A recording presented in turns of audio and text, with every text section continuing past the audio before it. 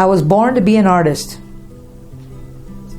As I was growing up, I realized I had the love for picking up a pencil and drawing. I drew so much in school that the teacher used to take the pencil away from me. And the things that I used to draw were amazing. All my classmates, my father, my mother, they knew that I had a special gift. I knew that that's all I wanted to do. I started to find out and realize that I had a passion to draw just about anything, whether it was horses, whether it was a bowl of fruit, whether it was a picture that inspired me. I did it all the time. As that everything that I create comes from within. It's the imagination and the creative stories that I provide that really inspires me to continue to paint and make these special images. It's not just for the public and for the people to enjoy. It's for me to be amused and entertained by it. My art is my soul. It's my breath. It's my life. It is the gift that God has handed me down into my hands. My art is my lifeline. It is my flesh and blood. It is who I am. It is what makes me get up in the morning and paint. It's like taking a breath and taking that deep breath and expressing myself onto canvas. As I sit in front of the easel and as I take my breath to paint, all these images that I create are all inside and inspired by the imagination. My creativity comes from within. I actually have movies played in my head. These little movies that I play are images of stories that are being projected on a daily basis. Once I find something that really inspires me, I have to sit in front of the easel to be able to project that through the hands, through the creativity into telling the story.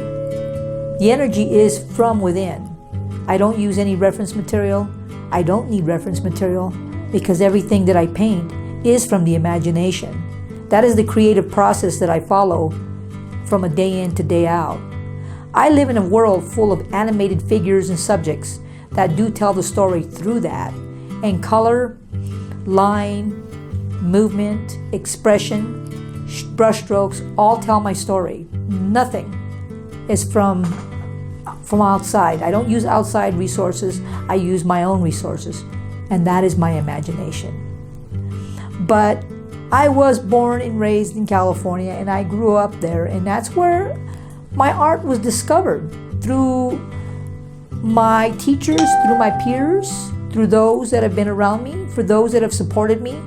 And that's basically what California was to me back then. And now that I'm native New Mexico, I've been here for 30 years. A lot of artists that have inspired me, such as Matisse, Picasso, Pollock, Warhol, Basquiat, are all artists that have inspired me. However, Velázquez is one of my favorites. A lot of people ask me I paint like Velázquez from the classical period, and it's very true. A lot of my paintings are from the period of the classical Renaissance, but my style has originated and evolved over the years as I transformed into being my own person, my own identity. All my work is about change in process of how I think and how I project my expression onto a canvas. Whether it's sculptures, wood carving, or painting, it is more of a modern twist. My formal training comes from a variety of places. I've attended the art school in Pasadena back in 1984 and 85. I also attended the Art Center School of Design here in Albuquerque, New Mexico in 1999 to 2000. And then I met a gentleman at my very first art show at the Harwood Art Center by the name of Leo Newfield. Leo and I have a special relationship. He has mentored me over 7 years in the classical drawing and painting. And my education and my development in my art field came through Leo. He saw that I had a very persistent attitude about my art and wanted to develop myself as being a great fine artist. And at that point, I was under his wing and guidance for the 7 years of the classical development and training that I received. I realized there was something missing about the Dia de los Muertos that needed to be added. And that is, every story should be told from a painting, exploring the theme and understanding how I can move that further into a world of animated figures and stories. My other mediums that I like to work in is in alabaster. I'm a stone carver. I actually explore different minimalist, contemporary, modern sculptures. I've also worked in wood. I love wood carving. Wood carving is in my blood. My father, who is a master wood carver, introduced me into the wood carving medium, and I explored that and became very familiar with it and got really good at it, at a point where I started to create my own ideas, my own style, my own imaginative characters. Everything has its own originality, and that is what makes the art, to me, very special.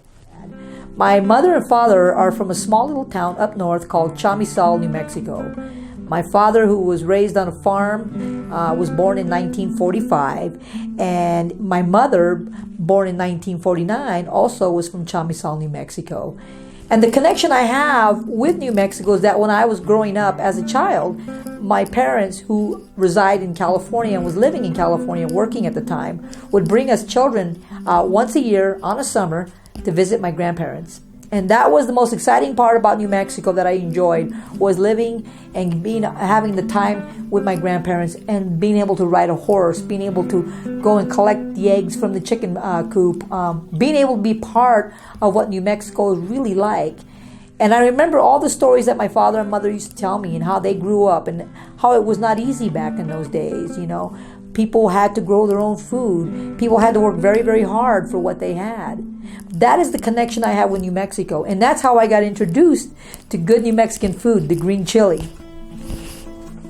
This is actually a painting I did a couple of years ago called Serenading the Queen. It was a very large-scale oil painting that I did of Dia de los Muertos.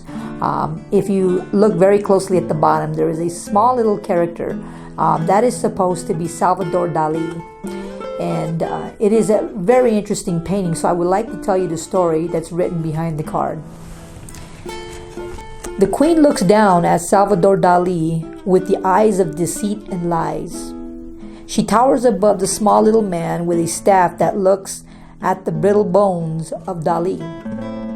He wants to be forgiven and given more time to stay in his world of surrealism.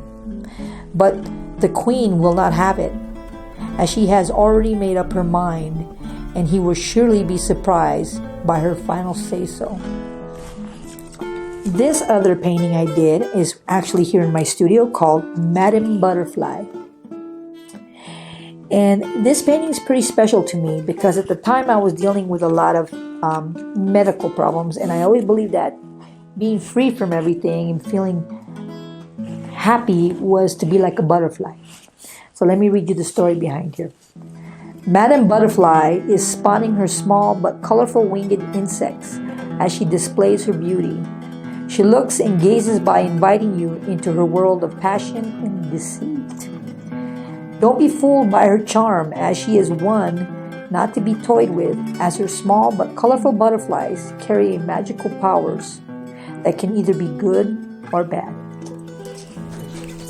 And this one here is called the Queen of Spades. And this little painting I did was very adorable. I love it.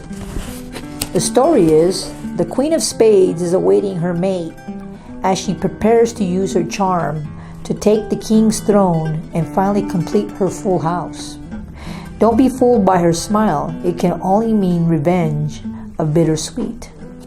Many of us artists who are creators from within look for enlightenment through the process of dreams, metaphors, ideas, concepts, innovations of some sort, or just experimenting. But if you're an artist from within outward, you're looking for reference. You're looking for a subject that means the world to you. And for me, my subjects are from within. And my philosophy is very straightforward, like I said, and simple. Is reaching the level of enlightenment with every piece that I create. Where are we going with the art? What is it that you're trying to say as an artist, and what does that statement mean to you? Every piece may have a story, a metaphor, an emotion that creates a reaction by one simple brushstroke. And sometimes it could even be the look of the eye of the subject, the smile, like the Mona Lisa.